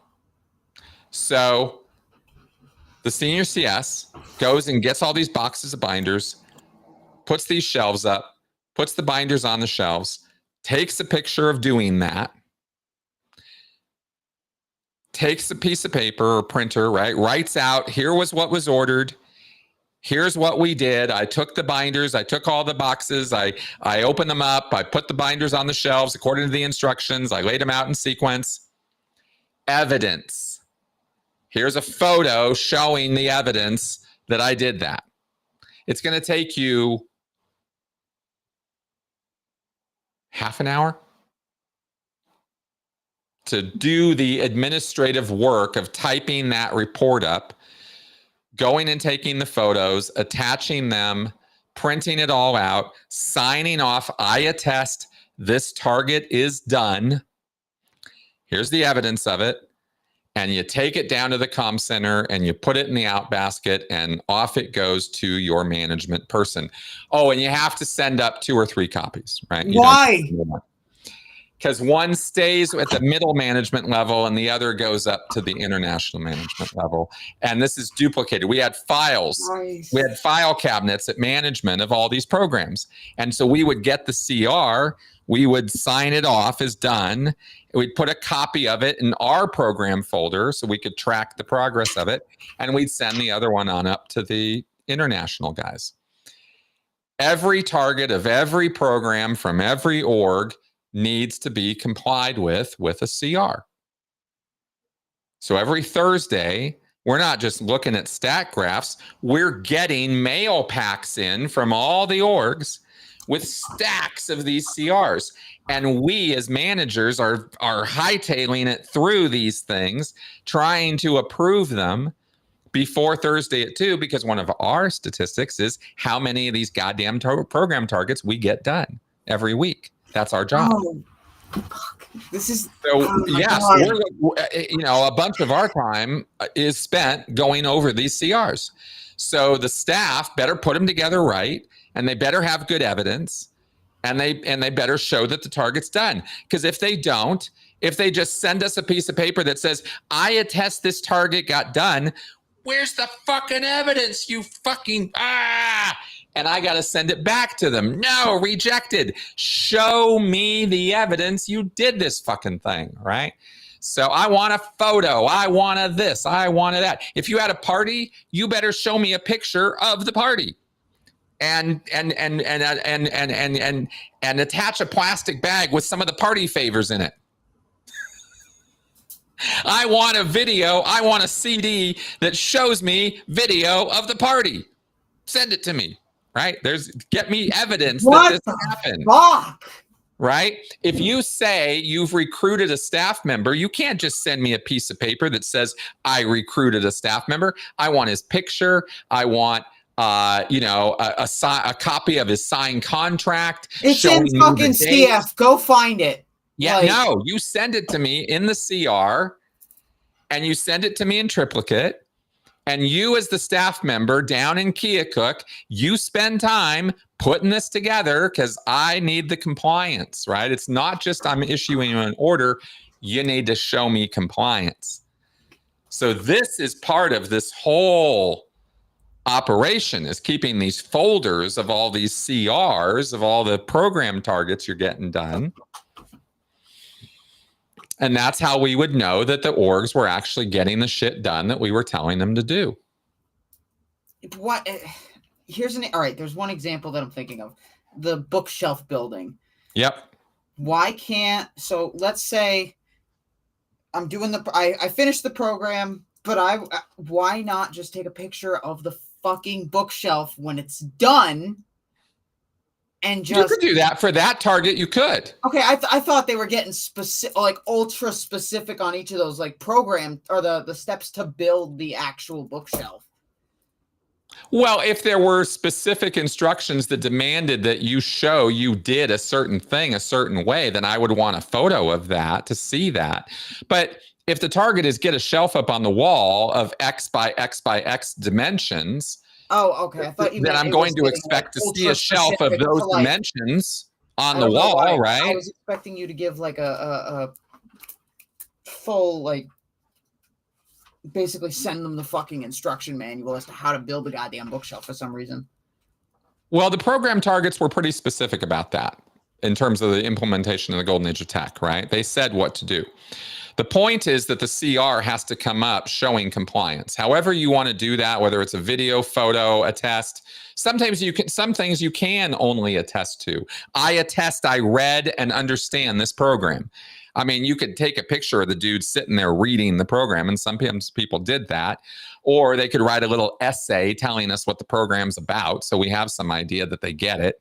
that would be something you could attach to the CR. But you have to attach something. You can't just say, this is done, sir, and fire it up to us and expect us to be able to sign off on it, right? We need evidence. So evidence could be, it could get a little creative as to what evidence, could be. But this was the back and forth of the management job, is getting these CRs. If you haven't got the CR, the target ain't done. So where's the CR? And you collect up all the CRs for all the program targets, and then you put together a CSW. This program is now completed, and you'd send it on up the line, and you'd get an approval on the entire program being completed. And boy, was that a happy day for us when we were actually getting programs completed, because that was kind of our job, is get these programs done. And by doing that, you're supposed to be expanding these orgs. But it's a lot of administrative paperwork to do all this process, and a lot of hours of time consumed in that. And just like in the corporate world, there's, hours and hours of bullshit spent on paperwork and fuddy-duddy nonsense that nobody, needs to do. It's not any different in Scientology. It's just that the intensity of the activity was a bit higher than what you run into in corporate America, I can tell you that. And the punishments that are doled out if you don't get the work done are going to be a hell of a lot more intense than what people run into in corporate America. So that's where it's different, Yeah, something I want you to see if you can cover right now are those types of punishments that you would get, because the idea of that is well, it's see, the range of the intensity of a punishment in Scientology as issued by a Scientology executive is whatever it is that is too gruesome for you to deal with. That's the metric or the standard that is set, right? Is if you're going to punish somebody, you punish them by giving them something to do or ordering them to do, a thing that is too gruesome for them to confront. Yeah, so called a too gruesome.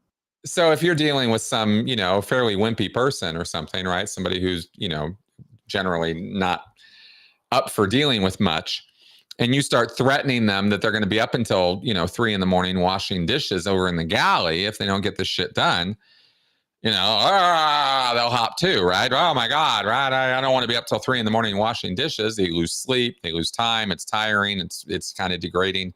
So, they don't want to do that, right? So it's too gruesome for them to deal with that. So they'll, get the work done is the idea, right? You make it too gruesome, and they'll raise their necessity level and get it done.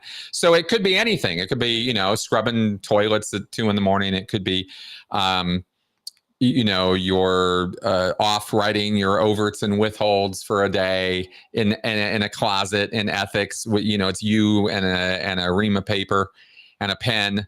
Knock yourself out, right? Or you're going to get an ethics interview. You're going to get in trouble, right? We're going to investigate your ass now.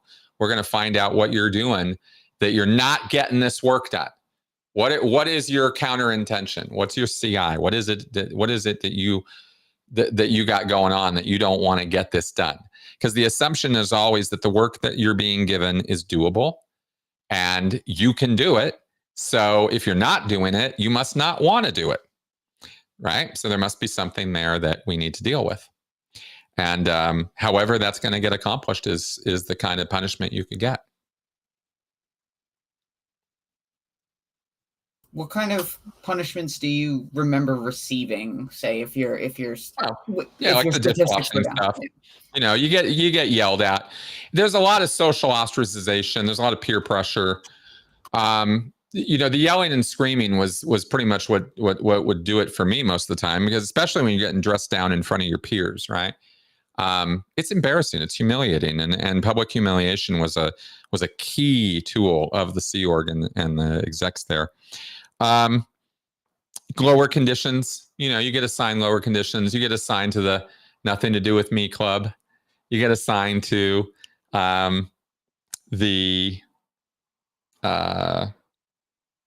you get busted off post. I mean, that could be the ultimate punishment, is you just get removed. You just CI, right? Just get out of the way. somebody else is going to get your job done because you're just too fucked up to do it. Now you're really in trouble because now it's going to be security checks and you're on decks, and that means you're just doing hard physical labor all day. I'm You more wake just up in the morning, referring to off to grounds work, galley work, cleaning bathrooms all day, cleaning the showers all day, sweeping out in the streets, demeaning kind of physical work. yeah. Kind of stuff. No, I'm referring to stuff that isn't severe enough to get you off post. Yeah, you're gonna get all those other things, right? OWs or discipline or some kind of degrading punishment or amends work or justice actions. You're gonna get a court of ethics. We're gonna get you a ComEv. You're gonna get your ass ComEv'd, right? Where if they're really pissed at you, it's gonna be a ComEv, and then that's the kind of thing that could remove you from post or get you busted. What is the? I feel like this is a strange question, but was there ever like a weird ethics handling you received because of that stuff? Like that was anything like out of the norm? Like I don't know how norm fucking scrubbing the floors with toothbrushes are in the bathroom. Yeah. But I don't know, things that would be just odd to be considered as punishments in like the outside world. I don't know what else to tell you. All the things I listed, Okay. It's there's a policy letter called ethics review, and in that policy is the list of gradient of ethics actions to take on an individual, from noting something verbally is non-optimum all the way through to declaring you suppressive. And there's, I think, 30 something items on that list. And that's the list of things that they can do to you, right? Along with, like I said, the sort of physical punishments or degrading stuff that they'll send your way, Sorry, you have me curious now. I'm trying to like pull up the policy quick. Yeah, I think it's in OEC Volume 1. I already got it from the basic staff hat. Oh, okay, yeah, maybe Vol 0, yeah. So just that stuff. Yeah, ethics review. There they are. I think that's it. Ethics gradients, right? Ethics review, yeah, ethics actions. Yeah. So, yeah, there you go. I'm going to have to get going in a sec. Yeah. But yeah, there's I was assigned to give this gal a bunch of punishments one time, and she just took it all like a pro. She just was not gonna cave. But I was trying to break her, man. I was like, bathroom cleaning and scrubbing and, on your hands and knees, scrubbing that floor. I want that thing spotless, all that kind of shit. I sucked at that kind of thing. I was no good at that. I'm not good at punishing people. And, I don't know, just anything that's, that's going to do that to a person. Really removing them from their job is pretty devastating to most people in the Sea Org. And they'll work their asses off to prevent something like that from happening to them, So you didn't have to get that creative with what you were telling people to do. It was a lot of yelling and screaming, like a lot. And like I said, sometimes that could be incredibly traumatizing. But the fact that y'all end up pounding desks, throwing shit at you, it could get pretty mean spirited. It's the fact that you can get to the level where you normalize that. Yeah. On routine. A daily basis. Like, holy, like, if I had ever heard that happening in a normal fucking corporate organization, I would be shocked. Oh, yeah. No, daily activity. And you really did. I guess that's why I'm sort of, shrugging some of this off a little bit, is because it was so normalized. But you got to understand also that I got so inured to it and so over it when I did the RPF that I didn't really care anymore. Like none of that stuff mattered. And before the RPF, it did. It really bothered me when I was getting dressed down or getting threatened with stuff. And, you know, after I've said this before, so it's not a new thing for me here, but after you've had the worst that somebody can dish out to you and you realize that's it, that's as far as they can go. They're not going to kill you. Literally, they're not going to kill you. And once you kind of get past that, and they're not going to, you know, beat up on you, that didn't really exist at my level as a routine thing. It happened, and I did get assaulted, and I watched other people assault other people, but not daily. So I didn't have an expectation that somebody was actually going to take me out back and beat the shit out of me, right? I didn't fear that because that wasn't a realistic thing that was going to happen to me. So the tiring, exhausting stuff that they could give you to do would still be tiring, you know, being up all night or whatever. But after you realize that's as far as it's going to go, you're kind of like, okay, well, this is as far as it's going to go. And I've only got so far that I'm willing to put up with that shit anymore. And so after the RPF, I would just start telling people no. And they were not particularly people who were used to hearing no. But I just kind of wasn't scared of them anymore. Not the same way, you know? And to me, after the RPF, respect was earned. Respect wasn't just a post title you had. I didn't give a fuck about your post title anymore. Because when you do the RPF, you see people from the int level, from the exec strata level, busted down to the same level you are, and you're all wearing gray and black. So all that status shit goes right out the fucking window when you're on the RPF, right? Ain't nobody cares what you were doing before you got to the RPF. Now you're just one of us, right? We're all the untouchables. And after you've been busted that way, the whole caste system looks a little different to you, right? And you realize the people at the top are just like you. And are experiencing all the same bullshit you're experiencing too, by the way. And so it wasn't just a I don't care attitude that I developed on the RPF. It was a realization that we're all in the same fucked up boat. And these people at the top can drum up all this authority that they might feel they have over me. But I've been busted to as low as you can get. And I've literally survived suicidal ideation as a result of that. So you think you telling me at the top of your lungs that I got to go scrub some sinks tonight is going to motivate me to work harder on your bullshit orders? Fuck off, right? That was my attitude after the RPF, and it showed. And so I was willing to go do work and get work done because I was there to work. I was there to be a Sea Org member and get shit done as long as it made sense to me. And prior to the RPF, if it didn't make sense to me, I just kind of went along and, you know, faked it till I made it and hoped to survive this journey. And after the RPF, it was very much more, well, that's a dumb order. I'm not going to do that, right? And I would go do what I thought I needed to do instead. And people kind of, I was uniquely in a position where I didn't have to deal with a lot of that bullshit too much anyway.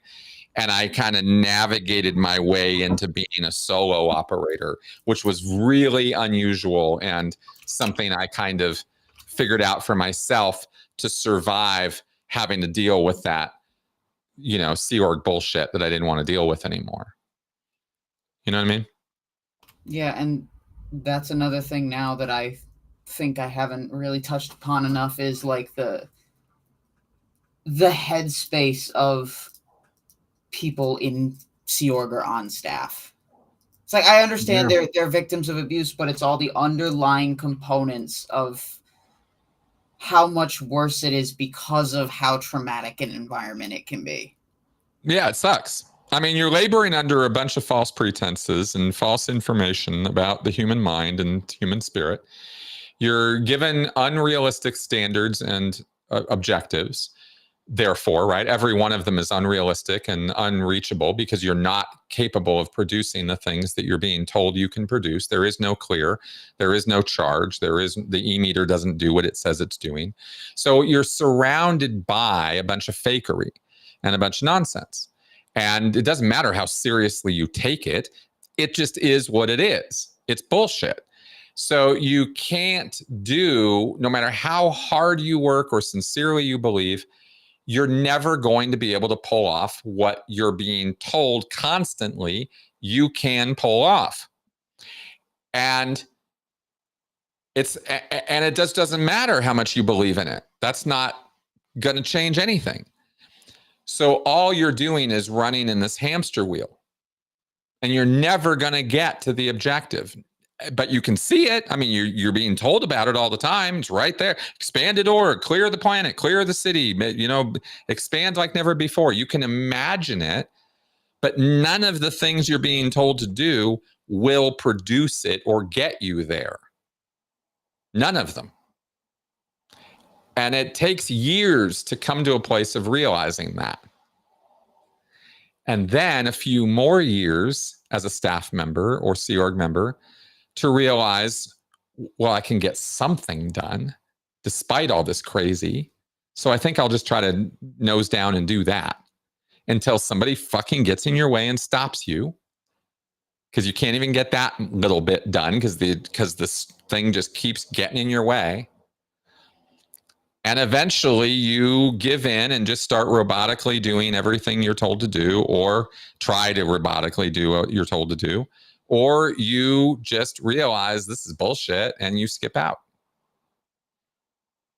And it kind of comes down to those two outcomes for staff and Sea Org, really, and most people leave. Can't deal with it after a certain amount of time. They're just sick of the bullshit. Well, anyway, I think that is probably a good point to end up. I know we went a little over 5 o'clock, but yeah, well, fair enough.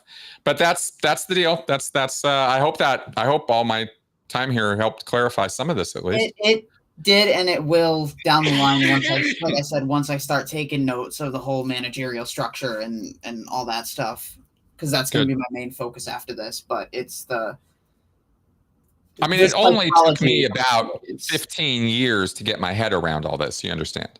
Mm-hmm. So I don't blame you at all for not catching up on all of this. I want you to know it's complicated stuff, mm-hmm. and there's a lot to plow through. And but I want you to also understand, and this is kind of important to anybody watching too, none of this is ever going to really make sense. The system of management and the organization of Scientology and the Sea Org doesn't make sense. And the systems that Hubbard created and that Miscavige has sort of carried, inertia on through are not logical, workable systems. They break and fall apart and cross-order itself almost by design. It's impossible for any of this to actually flow and work together. So I feel at least that I should lead with, I should really stress that, because there isn't a point where you read enough and figure things out enough and then suddenly it all snaps and you go, oh, I get it. This and this and this and this is how it's not that. For whatever that's worth to say out loud. Yeah.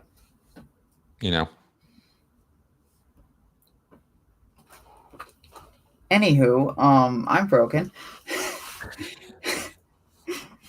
But no, in all reality though, thank you, Chris, for being willing to get into this level of depth. Yeah, anytime, and I'll do this again. I don't mind describing it and stuff. I just, there's a lot here.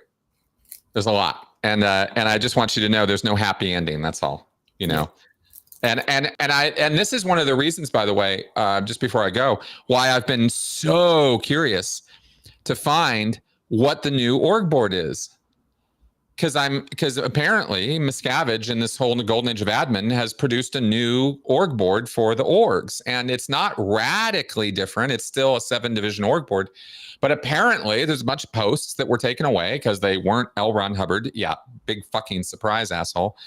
Of course they were. The org board was put out in 1991, and it wasn't based on a handwritten original from L. Ron Hubbard. All of this is piled on stuff. So David Miscavige always is going to have the excuse of this wasn't Hubbard, I can take it out.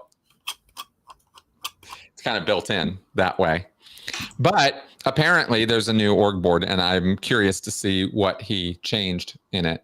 Because he's trying to tackle this problem.